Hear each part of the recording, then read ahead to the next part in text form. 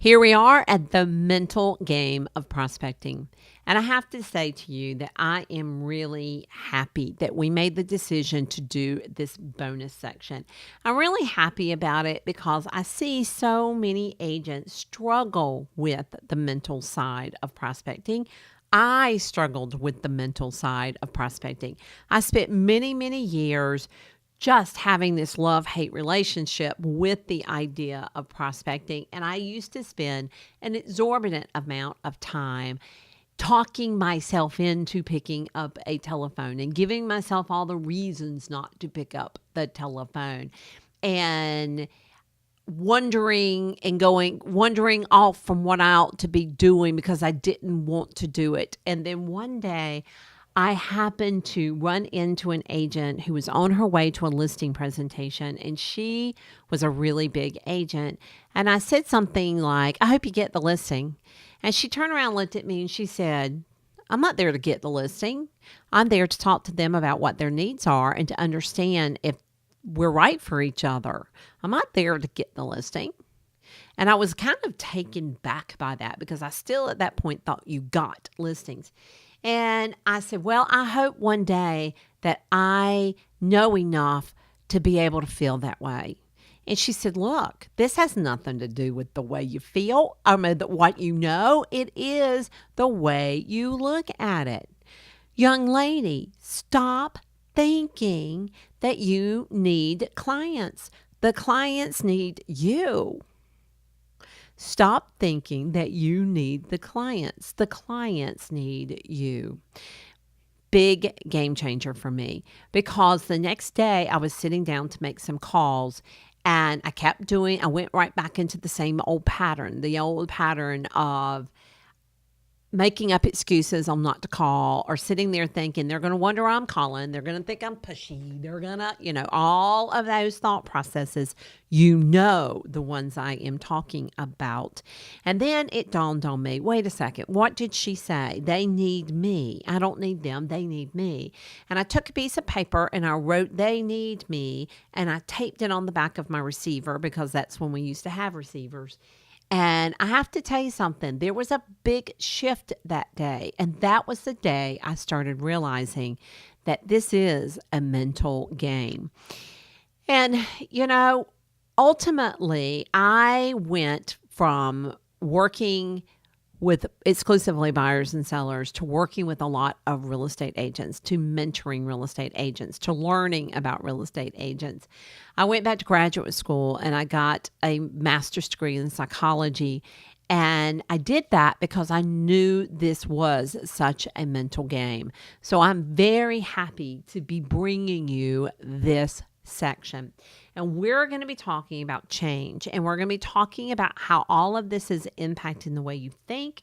And we're going to give you some really tangible ways to overcome some of these limiting thoughts. So that's where we're going with all of this. But first, I want to say, to accomplish new things, you have to change. And you have to change a lot of things, like you have to change habits, your routines, the way you do things. You have to try new things. And more importantly, you have to change the way you think about things. You see, this is the way it works. Your conscious mind says, change is good. I'm really excited. Let's go ahead. Let's go. But your subconscious mind doesn't like change very much. In fact, your subconscious mind is, in fact, responsible for keeping you comfortable. And so it says, I'm going to figure out a way for this not to happen.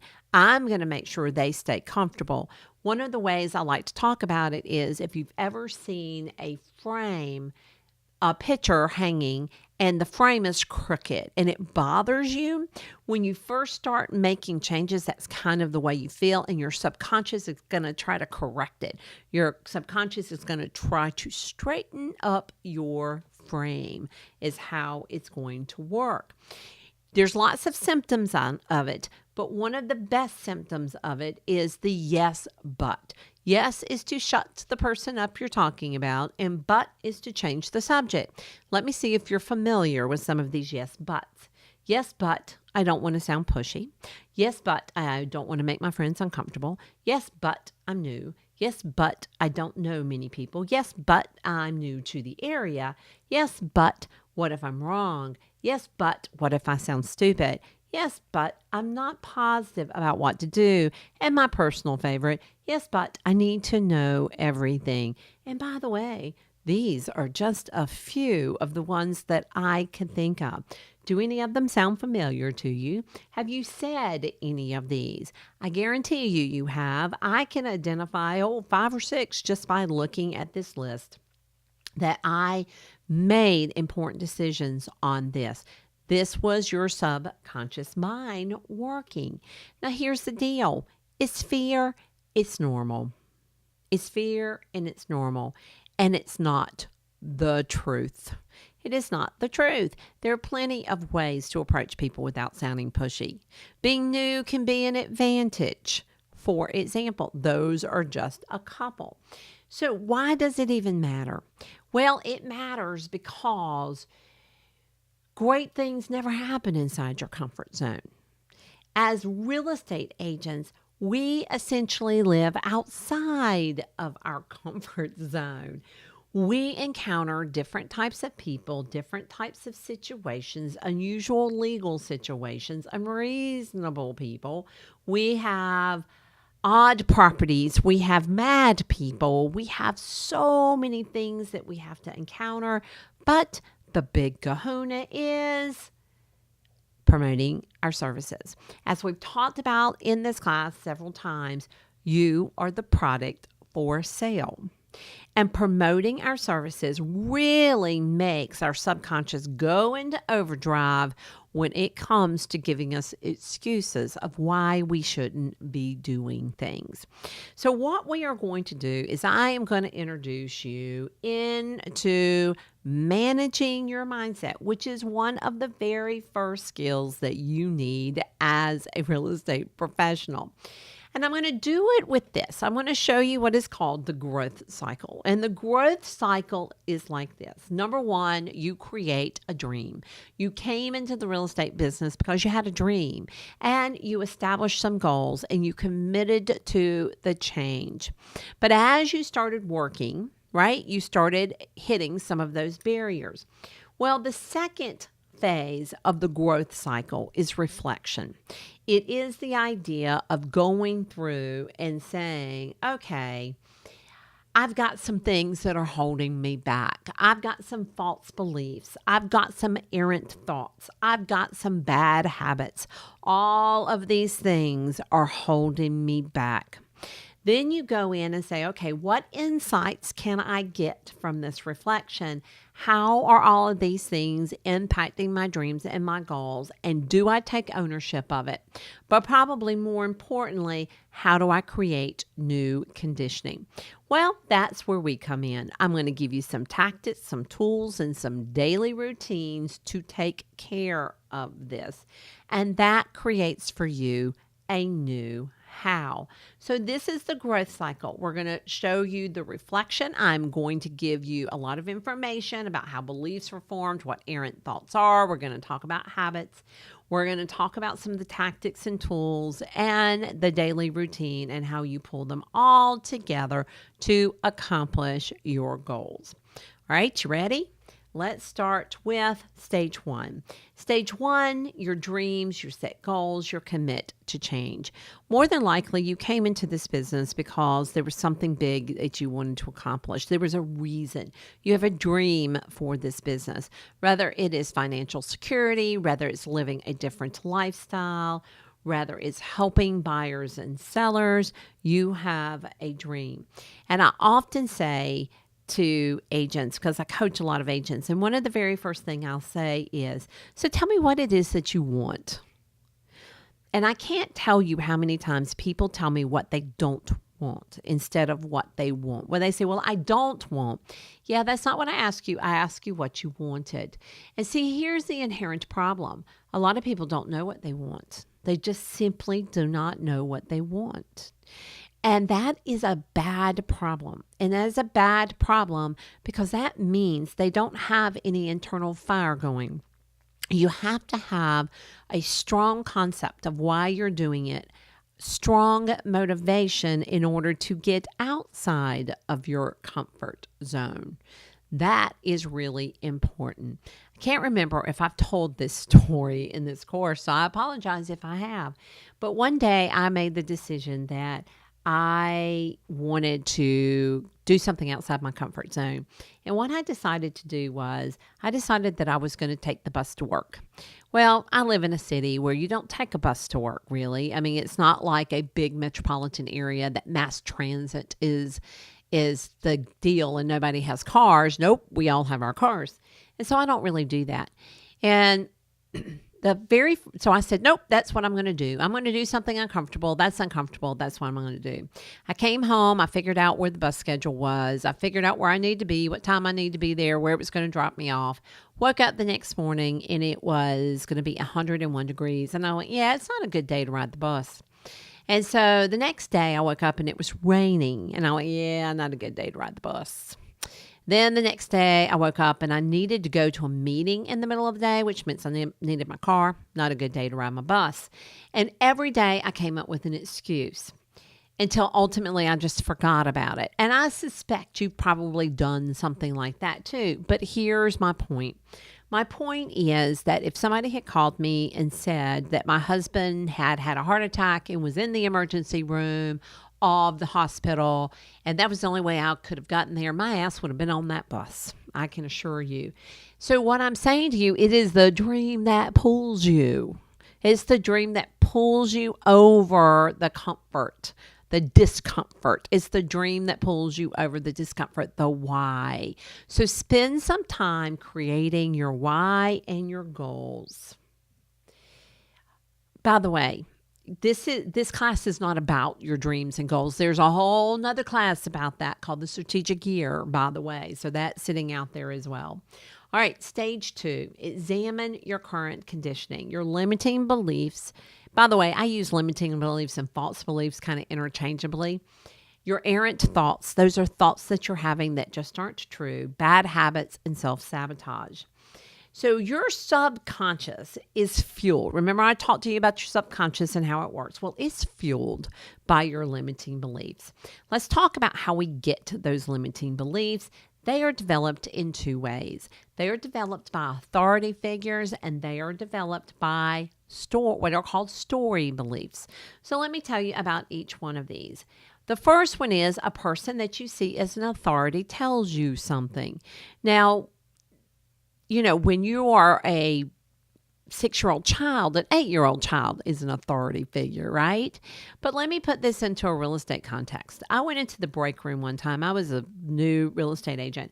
I went into the break room and I had been putting together an expired system. And an agent was standing there who was very experienced and did several $1 million in production every year. So they were an authority figure to me. And they asked me what I was working on, and I told him what I was working on, and he said, "Honey, expireds don't work. Stop doing that. Go use your time on something useful." Whew. So, very despondent, I went back to my desk and I went, oh well, and I took the whole thing and put it into a drawer. Ultimately, I found somebody who did it really well, and I went, wait a second, wait, belief change, that does work. So that is a way an authority figure can affect you. And by the way, there are many people in the real estate business that you may see as an authority figure, and they may give you lots of opinions. And the one thing I really want you to know is expireds may not have worked for him, but they work for some people, and I might be one of those people. So please remember that. The second way that they get formed is through stories. You have an experience, you make up a story about what it means, and that story becomes a belief. So let me give you an example of this. I was doing some work for a company who had an employee quit. It was an important employee, and she quit. And I happened to be in a meeting when they announced that she had quit. And somebody said, well, why did she quit? And somebody said, I bet I know why she quit. And they presented a story that was totally not true. And everybody went, yeah, I bet that's it. And so everybody started believing that. And they started walking around saying, well, she quit because of blah, blah, blah, blah, blah. And it was just a lie. That was not it at all. But that's how we do that. And let me say to you, a whole bunch of times our stories aren't true.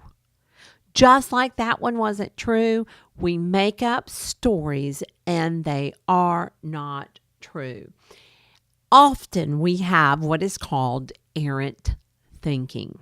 Let me talk to you about errant thinking. These are areas where that psychologists have identified where we have illogical thinking, mistaken thinking. All right. So I'm going to take you through some of these because I want you to be familiar with them because awareness is 2/3 of this game, right? So let's talk about errant thinking.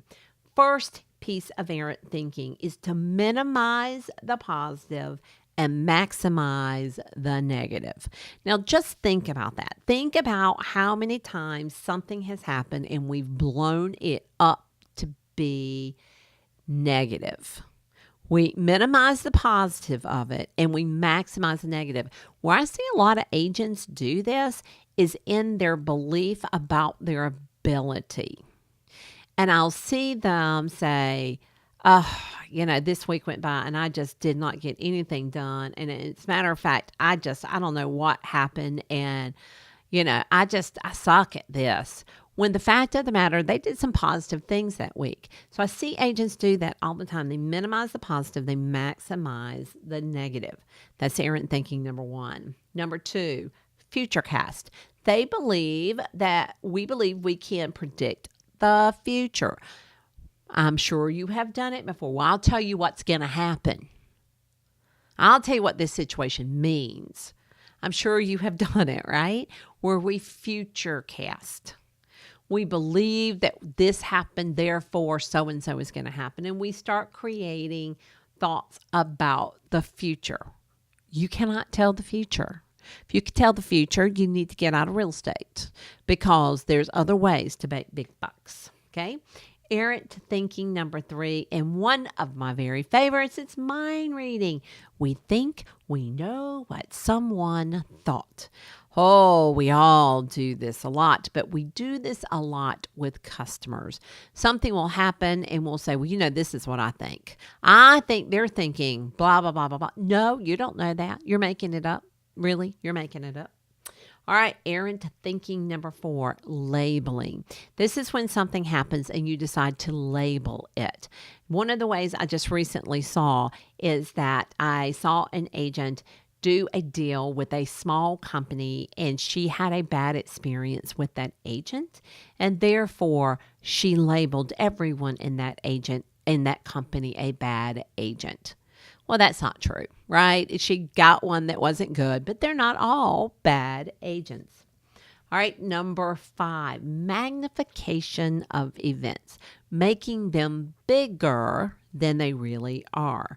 Have you ever done that? When you look back on it, have you ever magnified an event? Errant thinking number six, all or nothing, black or white, right? There's no gray. And you see, by the way, you see a lot of these things in combination with one another, right? So somebody will say something like, I think this is what happened. And they make something really black and white. Nothing is ever black and white. In real estate, it's mostly shades of gray. Number seven, an overgeneralization. Number eight, we personalize things. And this is something that we all do, that we personalize it. If someone does not call us back, for example, we personalize it. We think, well, they just don't want to deal with me. They think I'm too pushy. They don't like me. They don't, whatever the case may be. That's just not true. It could be something as simple as they just ran out of time, or they were out of town, or they were it, but we personalize it. We think it has to do with us. It doesn't have to do with us. It rarely has to do with us. It has to do with other things. So never personalize. So those are the big 8 errant thinkings. And everything that we just talked about are made more difficult by bad habits, by our bad habits. Things like poor eating. Hey, I will be the first one to tell you that I have gone days eating all 3 meals in my cart, mostly sugar. Lack of exercise, watching too much TV, being swept away by social media, sleeping habits, no daily routine. All of those bad habits all culminate into creating problems for us mentally and emotionally in real estate. So the stories, the false beliefs, the limiting beliefs, the errant thinking, and the bad habits, those on reflection, those are some of the problems most of us have. Now remember, this next stage is about insight. How are these impacting our dreams and goals? How do you think errant thinking, false beliefs, and bad habits are impacting your goals?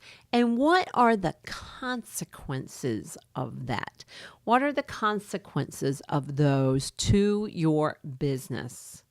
You know, I studied under a man his name is Lou Tice, and he owned a company called Pacific Institute. Lou is deceased now. And he really taught me a lot about the consequences by calling out the consequences of not taking ownership and not changing this. What are going to be the consequences of that?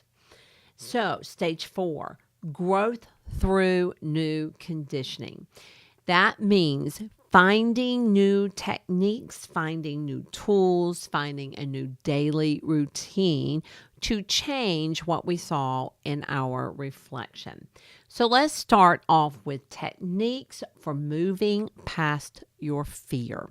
So we're going to start there. These are techniques for change. Here is technique number 1. So let me say this. When you start hearing that false belief jump up, that false belief of, I don't want to sound pushy, or they're going to wonder why I'm calling, or those kinds of beliefs, that kind of errant thinking. You think you know what they're thinking. You think you know what they're going to say. You think right? That is one of the errant thinkings. As soon as you see that and hear that, one of the techniques is to remind yourself, I don't sell. I'm not selling them anything. Y'all, these are not like cosmetics or vitamins or any of those things. You can't talk somebody into needing a house. That's not what your job is. You are here to provide value to a person through knowledge and choices.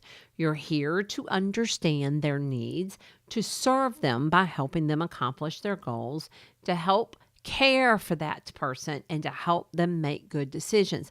That is why you're calling someone, not to try to sell them something.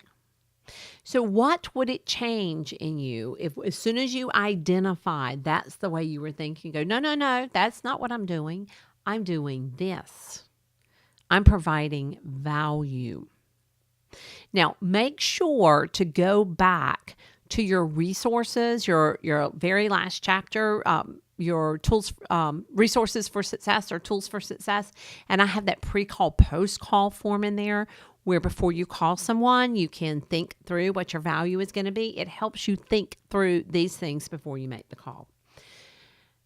Technique number 2 is a technique that Lou Tice taught me called That's Not Me. So when you hear that internal voice say, yes, but, respond to it by saying, no, that's not true. I am a professional who guides clients to make good decisions. Or, no, that's not true. My clients need me. So counteract the yes, but. Counteract the yes, but by saying, no, that's not true. I'm a professional who guides clients to make good decisions. Or, no, that's not true. My clients need me. Let's go to technique number 3. I call it the grateful client. When you hear that false belief jump up and start saying negative things, you should respond by doing this. You envision in your mind that person that you helped. They're so grateful.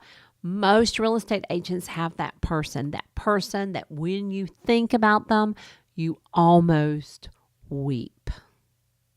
You have that person likely in your memories. And so when you start thinking something negative, you think about that person who could not have achieved their dream without you. Technique number 4, we call it the flashlight. You know, a flashlight only points in one direction. So when you hear your internal voice start chatting all those negative things, the thing you need to realize is that flashlight is pointing on you. It's all about you. You are indulging in it. So how do you change it? You turn the flashlight toward your customer. So the light is pointing toward your customer. When you do that, your fear goes away because you have displaced the personalization of it. This is not about me. This is about what is best for my client. You flip the flashlight.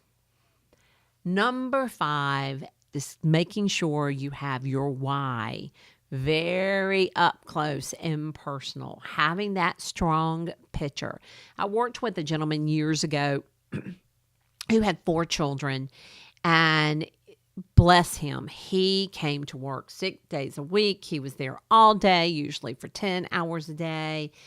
But what he was doing a lot of passive types of prospecting. He was emailing people. He was sending out mailers. He wasn't doing things that would really get results. And as a result, he was not doing all that well. And he just couldn't get outside his comfort zone to pick up the phone or to go and talk to people or to do pop buys or to do those kind of things. He just could not get himself worked outside of that. And so we started talking about his why. Why did he want to do this? And of course, he had 4 children, of course. But he started talking about this dream. All of his children were boys. And he started talking about this dream of when each of them turned 16, being able to buy them a car. And the idea of, which was almost silly to him. It was almost silly to him right now where he was sitting. But we established this really visual thought process about their 16th birthday and which car was he going to get each one of them and how is he going to give it to them and how is he going to surprise them. And he got that why in. And it is the thing that drug him into discomfort. It was the thing that allowed him to get past those worries and those false beliefs and those errant thinkings because it was visual and it felt good and it brought up great emotion. You have to have that big why working on your behalf or you're just going to go round and round in circles. You've got to have the internal motivation stoked. And that's how you do it, is with your big why. Now, there are lots of ways to implement this. I have a PowerPoint on a automatic flip that every morning I go through these affirmations and these pictures of things I want and things I want to do. I have all of those going on. So I have all those going on. Some people have picture boards. Some people have affirmations. You have to decide how you're going to keep your why up front and in your mind. All right. Now that those are techniques for dealing with errant thinking, let's go ahead and false beliefs. Let's go ahead and talk about some tangible tools to help the change. Oh, I think I said pre-call, post-call before I was supposed to, but here it is, the pre-call, post-call. So let me explain this to you. And it's over here in your resource center. And in your resource center, you have an explanation of it. But the pre-call is before you pick up the phone and call someone, you fill out the left-hand side. What is the objective of the contact? What needs might they have? What questions can I ask them? And what benefits can I create for them? So think about having that answered for a call before you pick up the phone. Think about that. Having that done before you pick up the phone. It really changes the way you interact with that person. Just do it once and see how different that conversation is. And then when you'll be a fan after you do it once. As soon as you get off, what needs do they have? What was their motivation? What are their concerns? What do I think their interest is? What is my next action? And when do I need to do my follow-up step? This is an amazing tool, and people who use it will have a much higher conversion rate. So that's tool number 1. Tool number 2 I am giving you. Tool number 2 is something called Slay the Roller Coaster. So what is Slay the Roller Coaster? Slay the Roller Coaster is my weekly, daily priority management system. And so what I'm going to do is over in the resource side, you're going to see where there is a link for you to go in, and you're going to watch a 1-hour video about priority management. It's going to give you the weekly worksheets and the daily worksheets, and then as you will start receiving an email every day for the next 30 days that will allow you to get reminded and help create new habits for change. That is the purpose of Slay the Roller Coaster. All right, so here is a summary of all of this. Any significant change makes your subconscious mind have a negative response. Yes, but is the common response, and that's the things that you see when you're going through a process of change. So what we did was I gave you some techniques to combat that subconscious brain, and then I gave you a couple of tools that will really help you move this forward. But here's the deal. You've got to use them. You've got to use the tools, and you've got to use the techniques. Again, I want to demystify this. It is your subconscious trying to keep you nice and safe and comfy. The techniques will push you past it. All right. That is the mental game of prospecting.